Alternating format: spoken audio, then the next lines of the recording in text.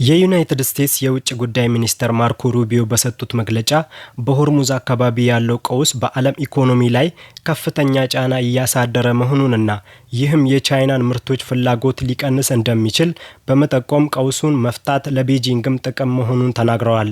በሌላ በኩል ምክትል ፕሬዝዳንት ጄዲ ቫንስ በቅርብ ሳምንታት ውስጥ በዲፕሎማሲያዊ ረገድ መጠነኛ መሻሻሎች ቢታዩም ስጋቱ ግን አሁንም በከፍተኛ ሁኔታ መቀጠሉና ዋነኛ ግብ ኢራን አደገኛ የኒውክሌር ጦር መሳሪያ እንዳትታጠቅ ማድረግ መሆኑን ገልጸዋል። የኢራን የውጭ ጉዳይ ሚኒስተር በበኩላቸው ሀገራቸው ለዲፕሎማሲያዊ ሆነ ለጦርነት ዝግጁ መሆኑን ገልጸው በማንኛውም አይነት ጫና እንደማይንበረከኩና የሚከበር ዲፕሎማሲያዊ ንግግር እንደሚመርጡ አስታውቋል። ይህም በእንዲህ እንዳለ በዩናይትድ አረብ ኤምሬትስ የባህር ዳርቻ አቅራቢያ የነበረው አንድ መርከብ በኢራን ቁጥጥር ስር መዋሉና ወደ ኢራን የባህር ክልል እንዲያመራ መደረጉን የእንግሊዝ ጦር ኃይል አስታውቋል። በክልሉ ያለው ውጥረት የቀጠለ ሲሆን በሰሜን እስራኤልና በደቡብ ሊባኖስ በኩል በኢራን የሚደገፈው ሂዝቦላ ላይ የሚሰነዘሩ ጥቃቶች እየቀጠሉ መሆኑም ተዘግቧል።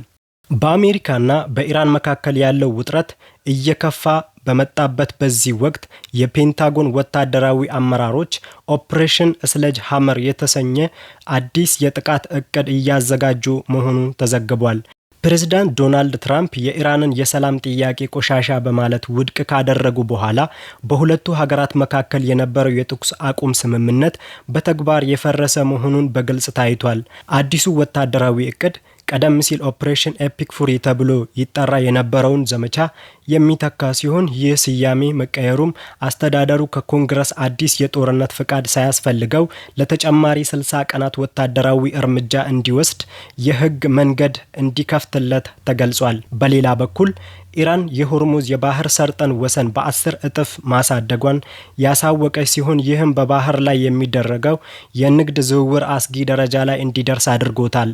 የአሜሪካ ጦር በበኩሉ በክልሉ ያለውን ኃይል በማጠናከር ላይ የሚገኝ ሲሆን በተለይም የመሬት ውስጥ ምሽጎችን የመስበር አቅም ያላቸውን ግዙፍ በንከር በስተር ቦምብ ለማምረት ከቦይንግ ኩባንያ ጋር የ100 ሚሊዮን ዶላር ስምምነት መፈጸሙ ታውቋል። ይህ እርምጃ አሜሪካ በኢራን የኒውክሌር ተቋማትና የሚሳኤል ማምረቻዎች ላይ ያነጣጠረ ጥቃት ለመሰንዘር እየተዘጋጀች መሆኗ የሚያሳይ ሪፖርት ወጥቷል።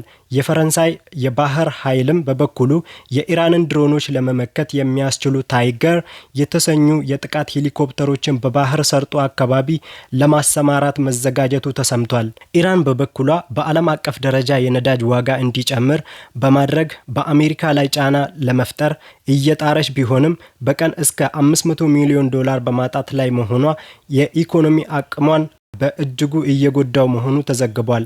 በአጠቃላይ በክልሉ ያለው ወታደራዊ እንቅስቃሴ እና የዲፕሎማሲ ስራ መዳከም በቀጣዮቹ ቀናት መጠነ ሰፊ ግጭት ሊቀሰቀስ እንደሚችል ከፍተኛ ስጋት ተፈጥሯል።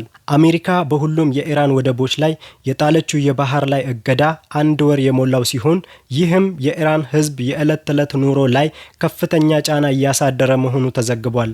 እንደ አልጀዚራ ዘገባ ከሆነ ይህ እገዳ በዓለም አቀፍ ደረጃ እጅግ ስትራቴጂካዊ በሆነው የሆርሙዝ የባህር ሰርጥ ላይ የንግድ እንቅስቃሴን በከፍተኛ ሁኔታ የገደበ ሲሆን በኢራን ውስጥ ደግሞ የኑሮ ውድነትና የዋጋ ግሽበት አስከትሏል። የኢራን የውጭ ጉዳይ ሚኒስቴር የባህር ሰርጡ ንግድ መርከቦች ክፍት መሆኑን ቢገልጹም ማንኛውም የሚያልፍ መርከብ ግን ፐርሺያን ገልፍ ስትሬት ኦቶሪቲስ ለተባለው ተቋም ስለ ጭነቱ፣ ስለ ባለቤቱ እና ስለ ጉዞ መስመሩ ዝርዝር መረጃ አስቀድሞ በማቅረብ ፍቃድ ማግኘት እንዳለበት አዲስ መመሪያ አውጥቷል። የኢራን አብዮታዊ ዘብ ወይንም IRGC ይህን አዲስ አሰራር ተግባራዊ ያደረገ ሲሆን በተለይም አሜሪካና እስራኤልን ጨምሮ በኢራን ዘንድ እንደ ጠላት ለሚታዩ ሀገራት ለጦር መርከቦችም ሆነ ለንግድ መርከቦች መንገዱ ዝግ መሆኑን ገልጸዋል።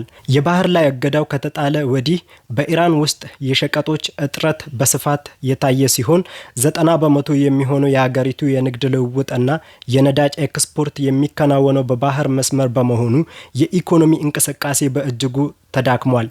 የኢራን መንግስት የንግድ መስመሩን ወደ የብስ ድንበሮችና በሩሲያ በኩል ወዲህ የሚገኘው ካስፒያን ባህር ለማዞር ጥረት እያደረገ ቢሆንም ለዚህ አማራጮች ግን የባህር ላይ እገዳው ያደረሱትን ጉዳት ሊተኩ እንደማይችሉ ተዘግቧል። የሀገሪቱ የነዳጅ ሽያጭ መቀነስ እና የዜጎች የመግዛት አቅም መዳከም በቴህራን እና በሌሎች ከተሞች ውስጥ የሚታይ እውነታ ሆኗል። በቤጂንግ የተካሄደው የፕሬዝዳንት ዶናልድ ትራምፕ እና የፕሬዝዳንት ዢ ጂንፒንግ የሁለትዮሽ ስብሰባ በከፍተኛ ዲፕሎማሲያዊ ድባብ መጠናቀቁ የተዘገበ ሲሆን በስብሰባው ማብቂያ ላይም ቻይና ለአሜሪካ ከበድ ጠንከር ያለ ማስጠንቀቂያ አስተላልፋለች። የቻይና የውጭ ጉዳይ ሚኒስትር ባወጡት መግለጫ የታይዋን ጉዳይ በቻይናና በአሜሪካ ግንኙነት ውስጥ እጅግ ወሳኝና አንኳር መሆኑን የገለጹት ሲሆን ጉዳዩ በአግባቡ ካልተያዘ በሁለቱ ሀገራት መካከል ያለውን መረጋጋት ሊያናጋ እንደሚችል አስታውቀዋል።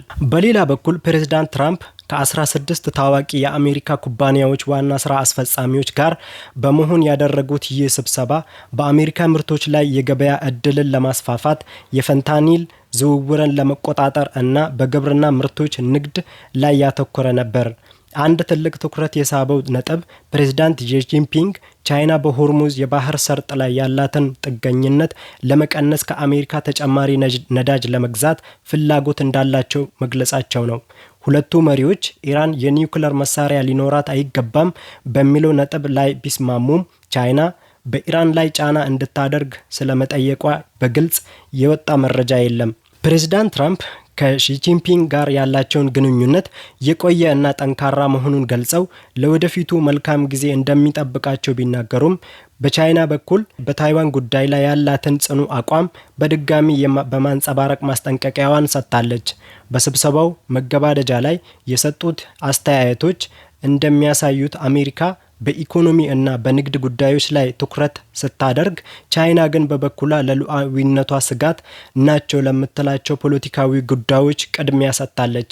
የሁለቱ መሪዎች ስብሰባ በታላቁ የህዝብ አዳራሽ በ21 መድፍ ተኩስ የታጀበ አቀባበል የተደረገለት ሲሆን በቀጣይም በሁለት አገራት መካከል የተደረሱ ስምምነቶች በተግባር ስራ ላይ ይውላሉ ተብሎ ይጠበቃል። በሌላ አስደናቂ መረጃችን የቀድሞ የሲአይኤ ባለስልጣን የነበሩት ጆን ኪሪያኩ በዶክተር አንቶኒ ፋውቺ ላይ የተሰጠውን የምህረት አዋጅ በማውገዝ አዋጁ ተቀባይነት የሌለው መሆኑን ገልጸዋል። እንደ ባለስልጣኑ ገለጻ ዶክተር ፋውቺ በኮቪድ-19 ወረርሽኝ ወቅት በአሜሪካ ላይ ላደረሱት ጥፋት እና እውነትን በመደበቅ ለፈጸሙት ድርጊት ተጠያቂ መሆን ሲገባቸው ያለ ምንም ቅጣት በሀብትና በድሎት ጡረታ እንዲወጡ መደረጉ ፍትሐዊ አይደለም ብለዋል። በሌላ በኩል በአሜሪካ የፖለቲካ መድረክ ትልቅ ድንጋጤ የፈጠረ ዜና የተሰማ ሲሆን የሲአይኤ ወኪሎች የብሔራዊ ደህንነት ዳይሬክተር የሆኑትን ቱልሲ ጋባርድን ቢሮ መበርበራቸው ታውቋል። ወኪሎቹ ከቢሮው ውስጥ የጆን ኤፍ ኬኔዲ ግድያ እና ኤምኬ አልትራ የተሰኘውን የሲአይኤ የአእምሮ ቁጥጥር ሙከራ የሚመለከቱ በርካታ የሰነድ ሳጥኖችን ይዘው መውጣታቸው ተዘግቧል። እነዚህ ሰነዶች ፕሬዝዳንቱ በሰጡት ትዕዛዝ መሰረት ለህዝቡ ይፋ ሊሆኑ ሲሉ የተወሰዱ መሆናቸው ደግሞ ጉዳዩ ይበልጥ አነጋጋሪ አድርጎታል። ጆን ኪሪያኩ ሲአይኤ በህግ የፕሬዝዳንቱን ትዕዛዝ የመሻር ስልጣን እንደሌለው በመግለጽ ሰነዶቹ ለመደበቅ የሚደረገው ጥረት የአሜሪካ ህዝብ እውነቱን እንዳያውቅ ለማድረግ የታለመ መሆኑን ወቅሰዋል። ቀደም ሲልም ድርጅቱ ከሰነዶቹ ውስጥ 85% ያህሉን እንዲያጠፋ ትዕዛዝ ተሰጥቶት እንደነበር የተረፉት 15% ሰነዶች ግን አሁንም በሚስጥር እንዲይዙ መፈለጉን ባለስልጣኑ አመልክቷል። ይህ በሲአይኤ እና በከፍተኛ መንግስት ደህንነት አመራሮች መካከል የተፈጠረ ፍጥጫ በሀገሪቱ የደህንነት መዋቅር ውስጥ ያለውን ከፍተኛ አለመግባባት የሚያሳይ ሆኗል። በወኪሎቹ የተወሰዱት ሰነዶች ድርጅቱ ቀደም ሲል በዜጎች ላይ ይፈጽማቸው የነበሩ ህገወጥ የስነ ልቦናዊ ሙከራዎች የሚያጋልጥ ሊሆን እንደሚችል ከፍተኛ ግምት ተሰጥቷል። በሌላ መረጃ እስከምንገናኝ መልካም ጊዜ ይሁንላችሁ።